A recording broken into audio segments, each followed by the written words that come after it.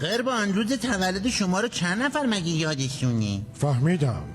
غلط نکنم کار خودشه. اون جانی نابکار برامون توی کادو بمب فرستاده تا ما گول بخوریم و بازش کنیم. بله قربان، ولی اینو که روی بسته کادو هم نوشته بود روی این کاغذه. بعدش هم بمب ساعتی براتون آورده دیگه، نوشته با احترام جانی نوبکار. پسر جان تو نباید اینقدر زود همه چیزو باور کنی.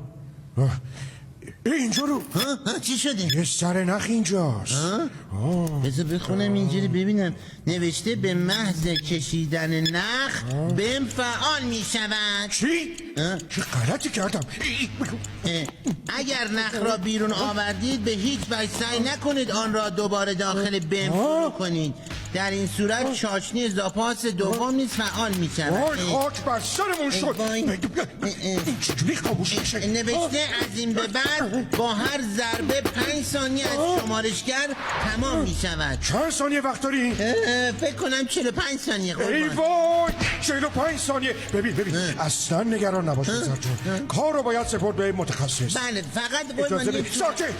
من یه نفر رو میشناسم که بلده این کار رو انجام بده. بله قربان. فقط یه توضیح من بدم. ساکت. حواس من رو پرت نکنید. شما با مرکز فوق تخصصی بمب تماس گرفتید. قربان ساکت.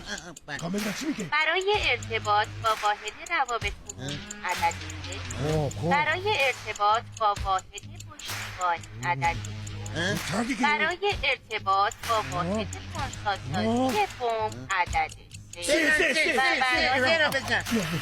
ساکت.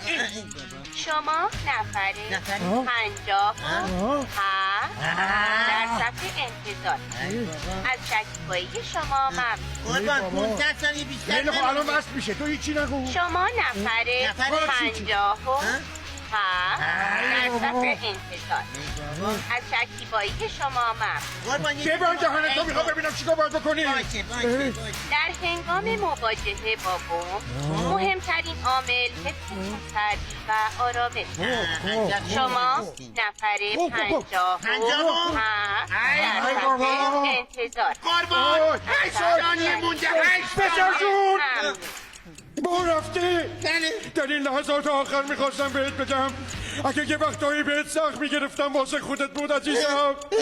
امیدوارم از من ناراحت نشده باشی. قربان شما من این اواخر عمر ببخشید. بیا بغلم. بیای بغلم. من تو رو ایشا بغل نکردم قربان عزیز دلم. فاصله گرفتن از بمب بهترین راهکار برای حفظ جان شما. برو پایین. برو پایین.